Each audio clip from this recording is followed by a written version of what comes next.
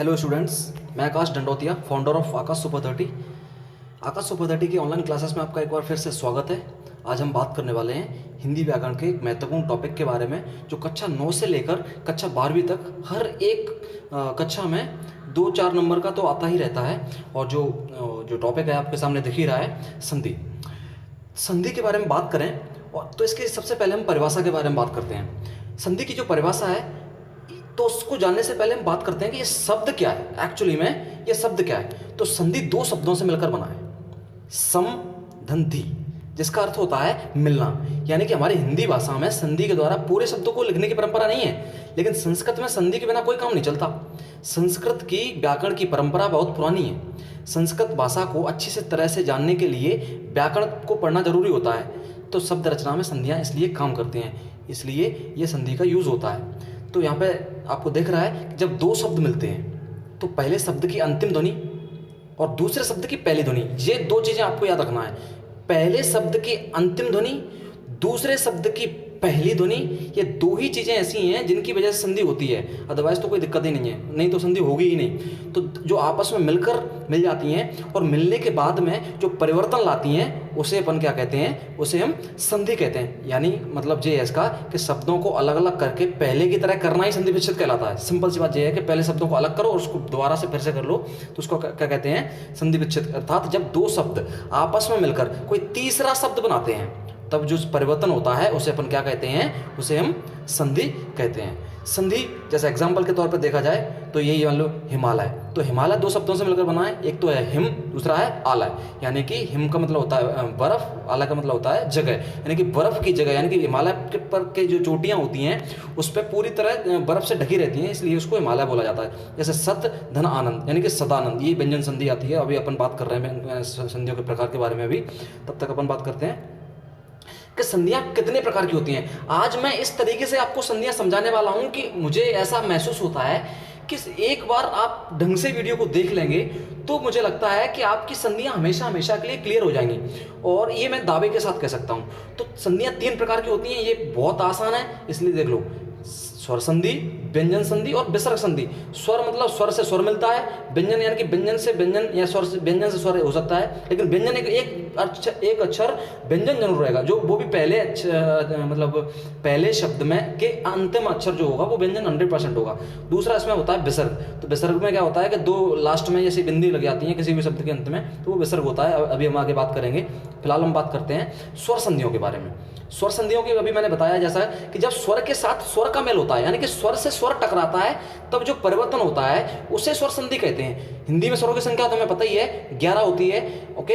और बाकी के अक्षर सारे के सारे व्यंजन होते हैं। जब 2 स्वर मिलते हैं तब उससे जो तीसरा स्वर बनता है उसे अपन क्या कहते हैं, उसे स्वर संधि हम कहते हैं। जैसे विद्या धन आलय। अब तुम ये कहोगे कि विद्या में तो धा लय, तो उसमें तो स्वर है नहीं है। तो मैं आप तुम्हें बता दूं कि जब अक्षर जब मिलता है तो ध्या है ना, जो तो ध्या ऐसे मान सकते हो तुम, ध प्लस आ से मिलकर बना हुआ है ये। तो लास्ट का जो अक्षर है इसमें विद्या में, तो वो आ है, और पहला अक्षर तो आ है ही, तो इसलिए लास्ट में क्या बन जाता है, ये विद्यालय बन जाता है, ओके। अब हम बात करते हैं स्वर संधि के प्रकार कितने होते हैं। स्वर संधि के प्रकार होते हैं 5। मैं इस तरीके से आपको एक एक अक्षर में ही बता दे रहा हूं ताकि आपको किसी प्रकार की कोई दिक्कत ना हो। दीर्घ संधि में जैसे एक ही अक्षर से आपको सीखना है, और इसी को याद रखना है। जो परिभाषा है वो तो लिखने के काम में आती है, कोई रटने वटने के काम नहीं आती है। तो मैं बस ये बात कर रहा हूँ आप लोगों से कि सिर्फ जो मैं लिख रहा हूँ उस पर ध्यान देना, और आपका काम बहुत ही आसान तरीके से हो जाएगा। जैसे दीर्घ संधि के बारे में बात करें, दीर्घ संधि में क्या होगा कि चाहे छोटा स्वर छोटे से मिले या फिर छोटा स्वर बड़े से मिले, या फिर बड़ा स्वर छोटे से मिले या फिर बड़ा स्वर बड़े से मिले, इससे कोई फर्क नहीं पड़ता है। लेकिन जब परिवर्तन होगा तो हमेशा ही बड़ा होगा, ये ध्यान देना है।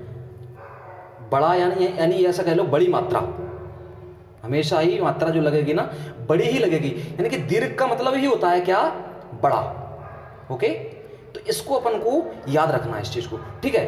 तो अगर अपन ने सिर्फ इतनी याद रख ली कि बड़ी मात्रा, दीर्घ मतलब बड़ी मात्रा, तो अपन किसी भी कीमत पे अपन गलती नहीं करेंगे। अभी मैं बताता हूं आपको कैसे नहीं करेंगे, ओके। अब हम बात करते हैं गुण संधि के बारे में। गुण संधि, गुण संधि के बारे में बात की जाए तो अभी गुण संधि से बात करने से पहले मैं वृद्धि के बारे में बात करूंगा। उसका रीजन मैं बता रहा हूं आपसे। वृद्धि का मतलब होता है ज्यादा, ये आप अच्छे तरीके से जानते हैं कि वृद्धि का मतलब क्या होता है, ज्यादा। तो ज़्यादा का मतलब क्या ज़्यादा, तो ज़्यादा का मतलब मैं बता दे रहा हूँ कि 100% मात्रा आएंगी दो। वृद्धि स्वर में जब तुम्हें दो मात्राएं लगी मिल जाएं तुम्हें, तो सोच लो कि 100% वो कौन सी संधि होगी, वहाँ पे वृद्धि संधि होगी। इस चीज़ को याद रखना। वृद्धि का मतलब होता है ज़्यादा, और ज़्यादा का मतलब क्या जाता है, तो दो मात्राएं लगती हैं उसमें, दो मात्राएं लगती हैं, तो उसमें 100% वो क्या होगी, वृद्धि संधि होगी। अभी हम बात करने वाले हैं और अच्छे डिटेल में। ओके, अब और हम बात करें तो यड़ संधि के बारे में बात कर रहे हैं। तो यड़ संधि का मतलब आप यड़ को आप आधा समझ लो, बस एक छोटी सी यड़ के सामने सिर्फ आधा समझ लो, और आधे को याद रखना है अपन को, और कुछ याद नहीं रखना है, सिर्फ आधे को याद रखना है। तो यड़ का मतलब है, मतलब तो कुछ भी हो सकता है, लेकिन अपन यहाँ पे बात जो कर रहे हैं तो अपन मान के चल रहे हैं कि यड़ का मतलब है आधा। आधा का मतलब यह क्या चीज आधा है, तो इसमें एक अक्षर आधा हो जाता है बीच में, और अपन उसको जब डिटेल में बात करेंगे तो और हो जाएगा, लेकिन अभी फिलहाल के लिए भी देखते हैं कि इसमें एक अक्षर कैसा हो जाता है, आधा हो जाता है। एक और संधि है अयादी संधि है। अयादी संधि का मतलब है इसमें सारे के सारे शब्द होंगे, तत्सम शब्द आएंगे। तत्सम शब्द आपको आप पढ़ चुके हैं, इसलिए आपको कोई दिक्कत नहीं होना चाहिए। सारे के सारे जो शब्द आएंगे वो तत्सम आएंगे। तत्सम बोले तो संस्कृत भाषा से सीधे शब्द जो हिंदी में यूज किए जाते हैं उनको अपन क्या बोलते हैं, तत्सम शब्द कहते हैं। अब हम डिटेल में बात करते हैं कि दीर्घ संधि क्या होती है। दीर्घ संधि के बारे में आपको जो दिखाई दे रही है वो तो कोई दिक्कत ही नहीं है। जैसे अभी मैंने बताया था, छोटा अक्षर छोटे के संग बड़े के संग जाए तब भी आ बनेगा, बड़े ऐसे आए तब भी, बड़ा अक्षर बड़े के संग आए तब भी आए, यानी कि ई से ई बन रही है तब भी ई, यानी कि बड़ी मात्रा ही बननी है, तो इससे ज़्यादा तो कोई दिक्कत नहीं है। डायरेक्टली अपन देखते हैं इसके एग्जाम्पल क्या है, एग्जाम्पल देखते हैं। ओके, एग्जाम्पल में जैसे धर्म धन अर्थ, यानी कि छोटा आ छोटे आ से मिल रहा है, तो लेकिन बन कौन सा रहा है, बड़ा, यानी कि क्योंकि दीर्घ संधि है तो बड़ा बनेगा, धर्म अर्थ। पुस्तक धन आलय तो पुस्तकालय का यानी बड़ा, ये भी हो गया। विद्या धन अर्थी तो विद्यार्थी, यानी कि ये भी बड़ा है ही। रवि धन इंद्र यानी कि रविंद्र, ये भी बड़ा है ही। ओके, ग्रीस धन रविंद्र होगा, यहाँ पे थोड़ा सा गलती है, रविंद्र होगा। ओके, ग्रीस की यहाँ बात करें तो गिर धन ईसा यानी कि तो गिरीश हो जाएगा। ओके, जो कि सामने आपको दिख ही रहा है, गिरीश है, मुनीश है, मुनीन्द्र है, भानुदय है, बधूरजा है। ओके, और हम बात करें विधुदय है, भूर्जित है, यानी कि ये सारे के सारे जो है ना वो बड़े अक्षर से आएंगे, इसलिए उनको क्या कहते हैं। हाँ, हम गुण संधि के बारे में थोड़ा सा छोड़ गए थे, तो अभी अब बात कर ले रहे हैं। गुण संधि का मतलब ये है कि इसमें एक जैसे अक्षर नहीं आते हैं। एक जैसे बोले तो ई से नहीं मिलेगी, ऊ से नहीं मिलेगा, आ से नहीं मिलेगा। क्या होगा इसमें, आ ऊ से मिल जाएगा, ई ए से बन जाएगा, ऐसे करके होगा। तो बस इतना याद रखना है कि इसमें सेम अक्षर नहीं आता है। कैसा नहीं आता है, सेम नहीं आता है। और अपन इतना याद रख लेंगे कि अलग अलग अक्षर एक दूसरे से ज्वाइंट होते हैं, तो जैसा कि हम एग्जाम्पल के द्वारा भी बताते हैं आपको। जैसे देखो, जैसे जे नर धन इंद्र, यानी कि आ ई से मिला है, यानी कि सही है परिभाषा के हिसाब से। सुर धन इंद्र, ये भी आ ई से। ज्ञान धन उपदेश, या ये आ उ से मिला है।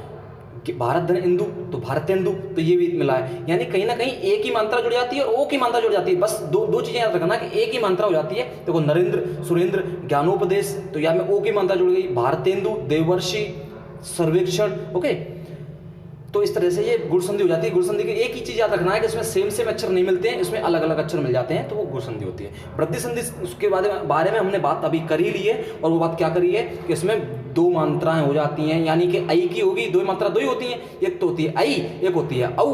तो दोनों को एग्जाम्पल के द्वारा समझेंगे तो आप आराम से बात कर लेंगे। जैसे देखते हैं, इसमें भी दो मात्रा दिख रही है, इसमें भी, इसमें भी, इसमें भी, इसमें भी, यानी कहीं हर जगह तुम्हें दो मात्राएं दिखेंगी, लेकिन यहाँ पर नहीं दिखेंगे। तो यहाँ क्योंकि वृद्धि हो जाती है, वृद्धि का मतलब है बढ़ जाती हैं, तो क्या बढ़ जाती हैं, ये मात्राएं बढ़ जाती हैं। ओके, तो कोई दिक्कत नहीं है। हम बात करते हैं आगे के बारे में। यड़ संधि के बारे में बात करें। यड़ संधि के बारे में अभी बात की कि इसमें अक्षर आधा हो जाता है। आधा कैसे हो जाता है, ये एग्जांपल तुम्हें भाषा समझ में आ रही है, लेकिन भाषा समझ में आएगी नहीं, ये तो सिर्फ देखने के लिए है, कभी कभार लिखने के लिए। लेकिन मैं सिखाने की कोशिश कर रहा हूं कि संधियों को अपन पहचानेंगे कैसे, कि ये स्वर में कौन सी संधि है। स्वर तो पहचान लोगे तुम, लेकिन ये कैसे पहचानो कि स्वर में ये यड़ है कि गुण है कि वृद्धि है कि दीर्घ है, या फिर ये पांच संधियों में कौन सी है। ओके, या फिर अयादी है। ओके, तो ये एग्जाम्पल के द्वारा देखते हैं तो अपने आप समझ में आ जाएगा कि अरे यार, जो तो वास्तव में आधे अक्षर हो रहे हैं सब में। जैसे इत्य धन आदि, इसमें कोई आधा नहीं है, लेकिन इत्यादि आधा हो गया। परिधन आवरण, यानी कि पर्यावरण, यानी कि ये भी आधा हो गया। अनुधन यानी कि अन्वय, ये भी आधा हो गया। सुधन आगत यानी कि स्वागत, ये भी आधा हो गया। अभिधन आगत यानी कि अभ्यागत, ये भी आधा हो गया। यानी कि कहीं ना कहीं ये चीजें आधी आधी हो रही हैं, आधे आधे अक्षर हो रहे हैं। तो उन सारे के यड़, यानी कि यड़ का मतलब क्या होता है, यड़ का मतलब होता है आधा। ऐसा मान के चलेंगे, होता नहीं है, आप अपन याद रखने के लिए मान के चलेंगे। ओके, अब बात करते हैं अयादी संधि के बारे में। अयादी संधि के बारे में मैंने बात की कि सारे के सारे शब्द तत्सम शब्द होते हैं, यानी कि संस्कृत भाषा के शब्दों को उठाकर यूज किया जाता है। तो ये डेफिनेशन आपके सामने दिख रही है, वो देख लो, कोई दिक्कत नहीं है, लेकिन हम तो यूज करेंगे ये। एग्जाम्पल, निधनन, नयन, नयन भी तत्सम शब्द है। नौदनिक, नाविक, ये भी तत्सम शब्द है, यानी संस्कृत का है। भोदनन, भवन, ये भी तत्सम शब्द है। पौधनेत्र, पवित्र, ये भी तत्सम शब्द है। तो कहीं ना कहीं अपन को पहचान लिया जाएगा अपने द्वारा कि और एक और चीज होती है इसमें, पहले जो भाग होता है उसमें एक ही अक्षर होता है। दो चीजें याद रखो, एक तो ये तत्सम शब्द होता है, दूसरा पहला जो अक्षर होता है वो क्या होता है, एक ही अक्षर होता है। दूसरा भोधन, मतलब दूसरा क्या होता है कि पहला है एक अक्षर होता है पहले भाग में, दूसरा है ये तत्सम होता है। ओके, जो शब्द बन के आता है वो क्या होता है, ये तत्सम होता है। इस तरीके से हमारी 5 की 5 संधियां हो जाती हैं। ओके, तो बात कर लेना, और एग्जाम्पल कई सारे मिलेंगे। अभी तो मैं बस सिखा रहा हूं कि किस तरीके से ये यूज करे जाएंगे, किस तरीके से ये पहचाने जाएंगे कि किस तरीके से ये संधि होती हैं। ओके, अब बात करते हैं संधि का दूसरा प्रकार, वो होता है व्यंजन संधि। व्यंजन संधि में कुछ नहीं है, सिंपल है कि व्यंजन को व्यंजन या स्वर के साथ मिलाने से, यानी कि उसमें से एक अक्षर व्यंजन जरूर होगा। व्यंजन तभी होगा माना जाएगा जब उसमें हलंत लगेगा, ऐसा लग जाता है ना, हलंत ऐसा करके, तो हर शब्द में जो लग जाता है उसको अपन व्यंजन कहते हैं। तो व्यंजन संधि है, उसमें कई सारे नियम होते हैं, लेकिन अपन एक भी नियम को नहीं पढ़ेंगे। अपन एक भी नियम को इसलिए नहीं पढ़ेंगे क्योंकि अपन को व्यंजन संधि पहचानना है और संधि का विच्छेद करना सीखना है। 2 चीजें सीखना है, और 2 चीजें अपन एग्जाम्पल की सहायता से सीखेंगे तो बहुत बेहतर होगा। और क्योंकि नियम इसके इतने सारे हैं, क्योंकि किसी को देखो, आपको सामने देख रहे हैं कि इसमें 13 नियम होते हैं। बकवास है, कोई नहीं, कुछ नहीं करना है अपन को, कुछ बात ही नहीं करना है 13 नियमों के बारे में। हमको तो डायरेक्टली एग्जाम्पल देखना है। एग्जाम्पल देखने से एक समय ऐसा आएगा कि हम जब भी हमारे सामने कोई क्वेश्चन आएगा करने के लिए, तो हमें कहीं ना कहीं ये लग जाएगा कि अरे यार इसमें तो ये ऐसा हो सकता है। बस ऐसा आप लोगों के साथ महसूस होने लगा खुद को, तो यूं समझ लो आपका काम बनने लगेगा। ओके, तो इसलिए नियमों के बारे में बात नहीं करेंगे, हम डायरेक्टली हम क्या करेंगे, एग्जाम्पल्स के बारे में बात करेंगे। एग्जाम्पल्स के बारे में बात करेंगे तो पहला ये देख लेते हैं कि दिगंबर, तो दिक धन अंबर, यानी कि हम ये भी बात नहीं कर रहे हैं कि का के संगे आ जुड़ रहा है तो गा हो रहा है। हम तो मैक्सिमम एग्जाम्पल के बारे में बात करेंगे। एक पीडीएफ मैं और आप लोगों के लिए बना रहा हूं जिसमें कम से कम 100-200 एग्जाम्पल तो कम से कम हो ही जाएंगे, और इसमें भी कम से कम 50-100 के करीब एग्जाम्पल इसमें भी हो जाएंगे। तो कहीं ना कहीं आप लोगों को एक आइडिया लग जाएगा, और ये वीडियो सिर्फ और सिर्फ आइडिया लगाने के लिए और कंफर्म तरीके से पहचानने के लिए, क्योंकि आज के इस वीडियो को देखने के बाद आपका जो संधि को पहचानने का जो नजरिया है पूरी तरह से मुझे लगता है कि बदल जाएगा, क्योंकि बहुत सिंपल तरीके से अपन बात कर रहे हैं। इसलिए तो आप लोगों को दिख रहा होगा व्यंजन संधि में, क्योंकि व्यंजन संधि में पहला जो भाग है, ओके, तो पहला भाग है, इसमें सब में हलंत लगा, देखो क में लगाया, इसमें भी लगाया, इसमें भी लगाया, तो हर जगह लगाया, तो कोई दिक्कत नहीं है। तो दिग धनंबर दिगंबर, दिग धनगज दिग्गज, बाग धनीश बागीश। ओके, अब बात करते हैं अच धन अंत अजंत, अच धन आदि अजादि, षट धनानन षडानन, षट धन यंत्र षड्यंत्र, षट धन दर्शन षड दर्शन।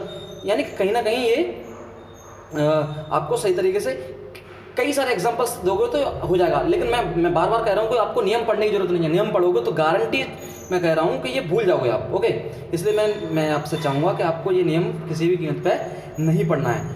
तत् धन उपरांत तदुपरांत, सदाशय का कैसा होगा, सत धन आशय, उद्घाटन का उत धन घाटन, जगदम्बा का जगत धन अम्बा। इसी तरीके से ये नियम अपन पढ़ते जाएंगे। अब धन बद अब्द, अब्ज धन अब्ज का क्या होगा, अप धन ज।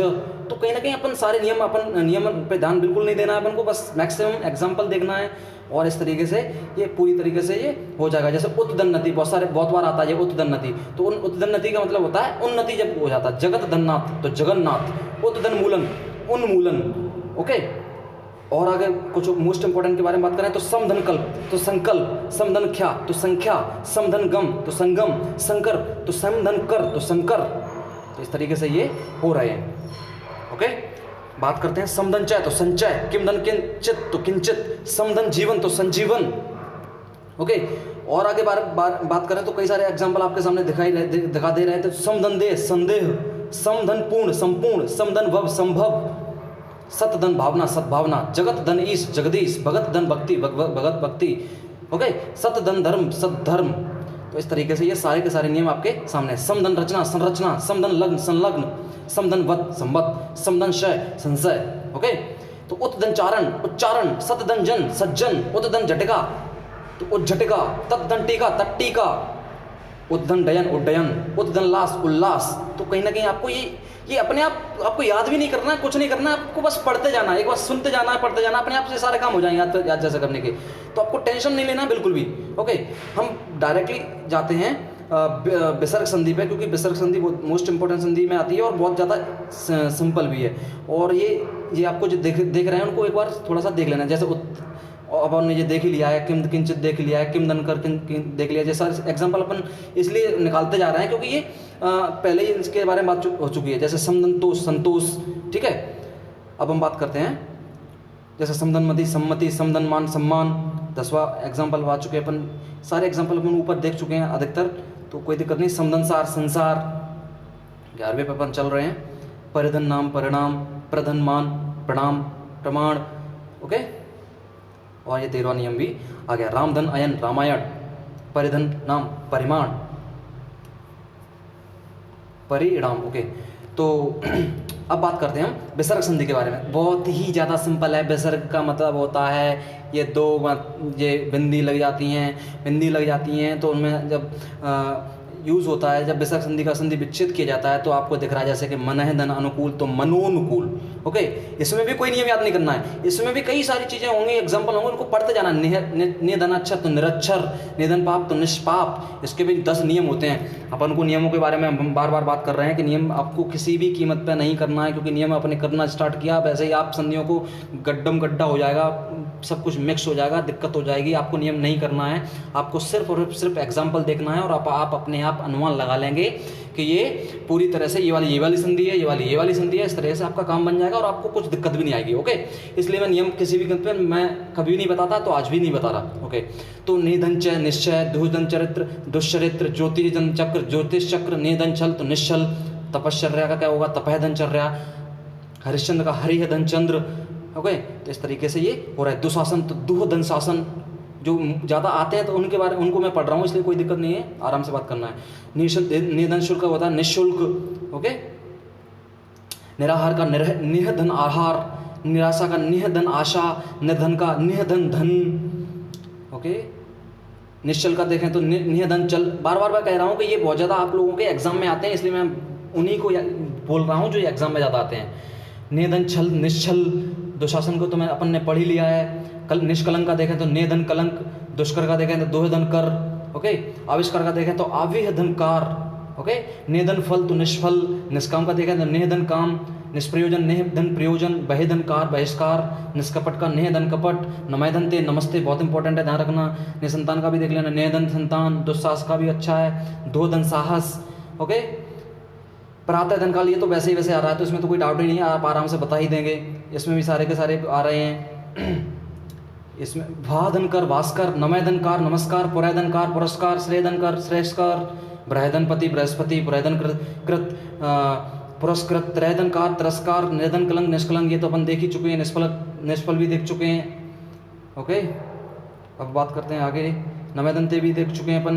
निरोग का होगा नेधन रोग, ये इंपॉर्टेंट है, तो मैं सारे के सारे इंपॉर्टेंट नहीं बात कर रहा हूँ। निधन संदेह निस्संदेह, ये भी अपन देख ही चुके हैं। संतान वगैरह ये भी देख चुके हैं अपन। तो कहीं ना कहीं अपन को मैंने ये वीडियो इसलिए बनाया है तुम्हारे लिए कि आपको डाउट होगा ही नहीं, कहीं ना कहीं आप आराम से देख के ही बता देंगे कि ये वाली संधि है और आपको कोई दिक्कत ही नहीं है किसी प्रकार की। तो ये सारे हो चुके हैं। नीरस का निधन रच, निरंद्र का निधन रंध्र, ओके। अतधन का अतःधन ऐप का अतः धन ऐप, ओके। तत्धन ऐप का तदैव, और इस तरीके से पूरा का पूरा जो संधियाँ। मनोधन अभिलाषा का मनोभिलाषा, सरहधन ज यानी सरोज, वयधन वृद्ध वयोवृद्ध, यशोधरा का क्या होगा यशधन धरा, मनोधन योग मनोयोग, अथयधन भाग अथोभाग, तपहधन बल तपोबल, मनोधन रंजन मनोरंजन। इस तरीके से ये मनोकूल का मनोधन अनुकूल, मनोधन हार मनोहार, पुरोहितन हित पुरोहित, यशधन दा यशोदा, ओके। तो इस तरीके से ये सारी की सारी संधियाँ होती हैं आपके सामने। तो मैं आपके सामने एक बार दोबारा से रिपीट कर रहा हूँ, संधि कुछ नहीं है, संधि सिर्फ और सिर्फ 2 अक्षरों का मेल होता है उनको, और उसके बाद कोई परिवर्तन हो जाता है, उसे हम संधि कहते हैं। संधि 3 प्रकार की होती है। संधि 3 प्रकार कौन कौन सी होती है? स्वर संधि होती है, व्यंजन संधि होती है, विसर्ग संधि होती है। स्वर संधि में 5 प्रकार की होती है। 5 प्रकार की मैंने अपन लोगों ने बात की। दीर्घ संधि, दीर्घ यानी बड़ा, यानी कि बड़ी मात्रा जुड़ जाती है, ओके, एक अक्षर से याद रह जाएगा। दूसरा वृद्धि संधि, वृद्धि यानी कि ज्यादा, यानी ज्यादा क्या, ज्यादा मात्रा यानी कि डबल मात्रा बन जाती है। तीसरी संधि संधि अयादि, अयादि यानी कि तत्सम शब्द, यानी कि संस्कृत का शब्द होता है उसमें 100% उसमें, और पहला जो अक्षर होता है वो एक ही अक्षर होता है पहले शब्द में, ओके। और यड़ संधि, यड़ संधि में आधा अक्षर हो जाता है, और अयादि और बचे गुण, गुण में सेम अक्षर नहीं मिलते हैं, और उसको इसलिए अपन उसको क्या कहते हैं, गुण संधि कहते हैं। जैसे नर धनेन्द्र, नरेंद्र हो गया था, इसी प्रकार से। तो इस और व्यंजन संधि के किसी भी नियम के बारे में बात नहीं करेंगे अपन, व्यंजन संधि की बात करेंगे, क्योंकि नियम के बारे में जैसे ही बात करी तो सब कुछ मिक्स हो जाएगा, सारे नियम भूल जाओगे, और आज जैसे हो वैसे एक साल बाद जब देखेंगे तो एक साल बाद भी ऐसे के ऐसे ही रहोगे। इसलिए हमें आगे भी याद रखना है, इन सब चीज़ों को रटना नहीं है। तो इस तरह से मैंने ये आपको बता दिया है। अब आपको कुछ नहीं करना है, सारी की सारी चीज़ों को जो कुछ आपने सीखा उसको मुझे लिखकर दिखाना है। और मिलता हूँ अगले वीडियो में, तब तक के लिए शुक्रिया, बाय बाय, धन्यवाद।